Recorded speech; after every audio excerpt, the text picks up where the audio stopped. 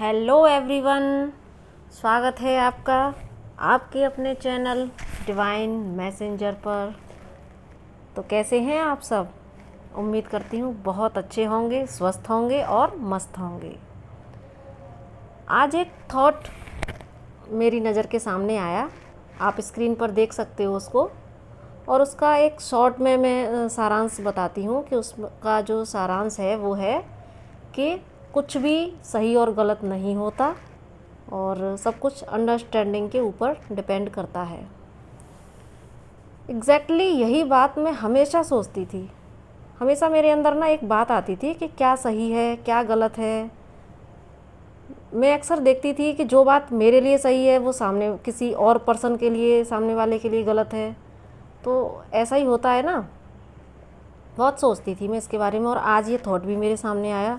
तो इसके बाद तो जो विचारों की श्रृंखला मेरे अंदर चली, तो सोचा कि चलो एक वीडियो ही बना लेती हूँ। अपने जो विचार हैं उसको आपके सामने रख ही देती हूँ। बाकी सबके अपने अपने परसेप्शन तो होते ही हैं। अब आप किस वे में इसको लोगे ये आपके ऊपर डिपेंड करता है, और मेरा टॉपिक भी आज यही है। तो ये सच है कि सही और गलत की कोई परिभाषा नहीं होती, क्योंकि सच में हर व्यक्ति ना अपने अपने परसेप्शन से चीज़ों को लेता है। क्योंकि किसी पॉइंट ऑफ व्यू पे हमारे जो थॉट होते हैं, तो सामने वाला ज़रूरी नहीं है कि आपके ही हिसाब से, आपके ही अकॉर्डिंग उस चीज़ को सोचे। उसके विचार कुछ और हो सकते हैं, उसकी नज़र में वो गलत हो सकता है। तो ये सब हमारी माइंडसेट और हमारी अपब्रिंगिंग के ऊपर डिपेंड करता है कि हमारी अपब्रिंगिंग किस तरीके से हुई, हम किस सोसाइटी से बिलोंग करते हैं, हमारे थॉट पैटर्न्स कैसे हैं, तो हम उस अकॉर्डिंग चीज़ों को लेते हैं। और वैसे भी आप किसी भी एक बात को, अगर एक क्वेश्चन को आप किसी भी 10 लोगों के से आप पूछोगे, तो हर व्यक्ति अपने अपने जो उनका वैचारिक स्तर है, जो मानसिक स्तर है, उसके अकॉर्डिंग, और जितनी उसका विवेक है, जितनी उसकी बुद्धि है, उसके अकॉर्डिंग ही वो उस बात को लेगा और उसका आंसर देगा। ऐसा ही होता है ना। क्योंकि इसी बात पे मेरे को एक रामायण की चौपाई याद आ रही है कि तुलसीदास जी ने लिखा था, जो काफ़ी विवाद का विषय भी बना था, कि ढोल गवार शूद्र पशु नारी सकल ताड़ना के अधिकारी। अब ये बड़ा ही ज्वलंत मुद्दा था और लोगों ने इसके ऊपर काफ़ी विवाद भी किया था। तो अब तुलसीदास जी ने वो जो चौपाई है वो लिखी थी, वो किस परसेप्शन से लिखी ये तो वही जाने। लेकिन समाज के जो दो तबके हुए, पुरुष और स्त्री, तो पुरुषों में तो ये जो चौपाई थी उनकी, वो एक उनके अहम की संतुष्टि का मुद्दा बन गई। उन्हें बड़ा अच्छा लगा कि अरे नारी को ऐसा बोला गया। और उधर नारी जो थी, नारी को क्या लगा, नारी के लिए ये एक उनके क्रोध का कारण बन गई, रोष का कारण बन गई कि अरे हमसे ऐसे बोला गया। तो ये क्या हुआ कि नारी ने अपने परसेप्शन से लिया, पुरुष ने अपने परसेप्शन से लिया, लेकिन किसी ने ये नहीं देखा कि तुलसीदास जी ने किस परसेप्शन से लिखा। अब क्योंकि वो तो ब्रह्मज्ञानी थे, उनकी तो जो भी चौपाइयाँ थी, जो भी, तो वो एक सांकेतिक रूप में लिखते थे। तो और एक ब्रह्मज्ञानी होने के, जो एक ब्रह्मज्ञानी है वो कभी भी इस तरीके से नहीं लिख सकता, क्योंकि उसके लिए तो कण कण में भगवान है।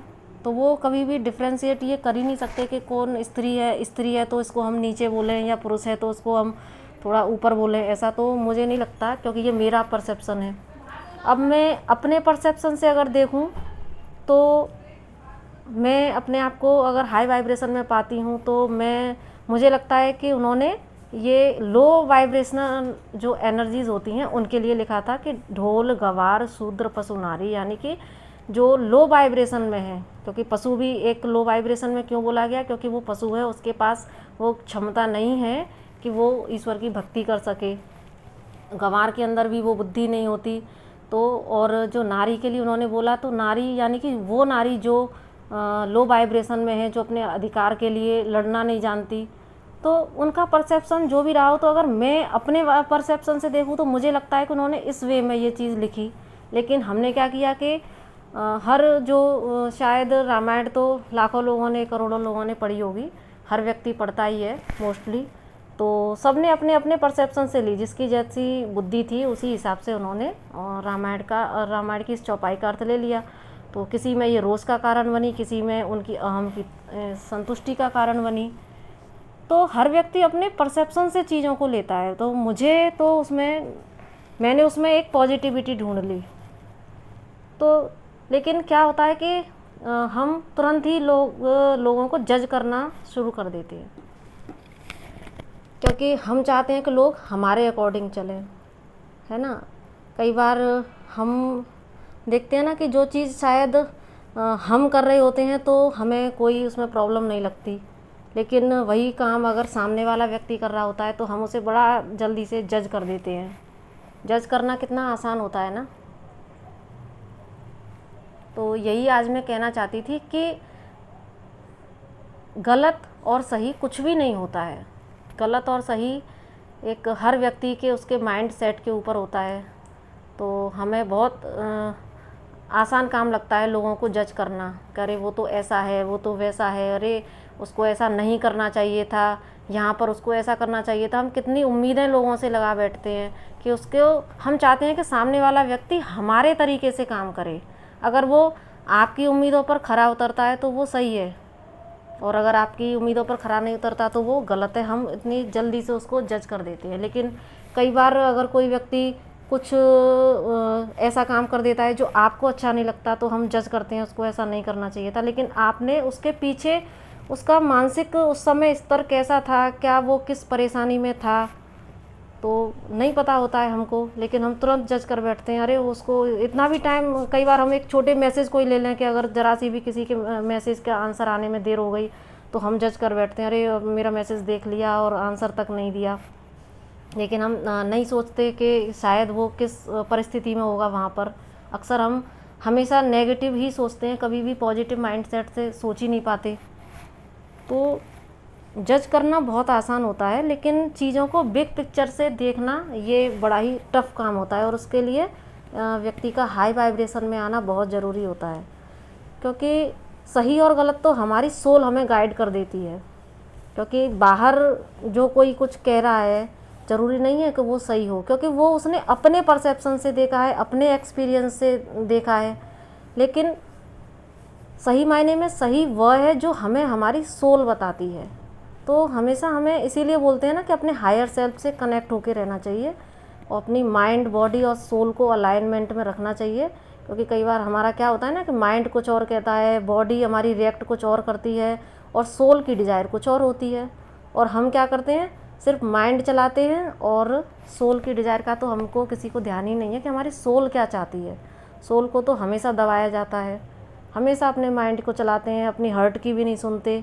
और लेकिन जब जो काम हमारी सोल से अलाइन नहीं होता तो हमारी बॉडी रिएक्ट करने लगती है। आप ये हमेशा ध्यान देना कि जो काम आपकी सोल की अलाइनमेंट में नहीं होगा ना, तो आप जब उसको करोगे तो आपकी बॉडी भी रिएक्ट करने लगेगी।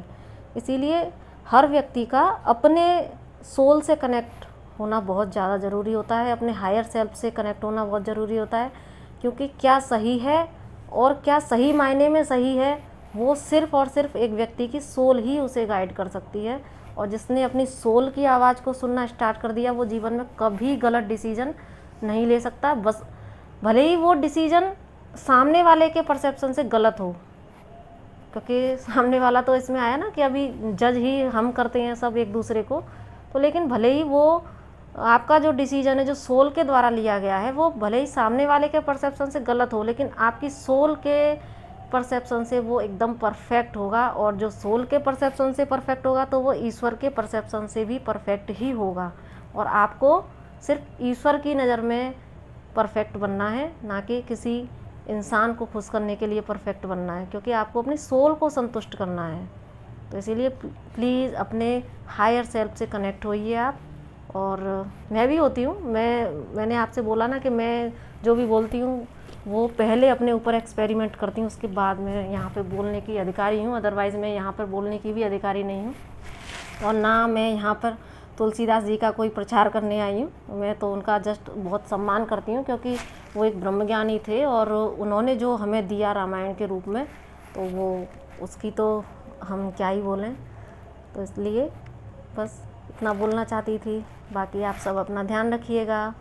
Love you all, bye.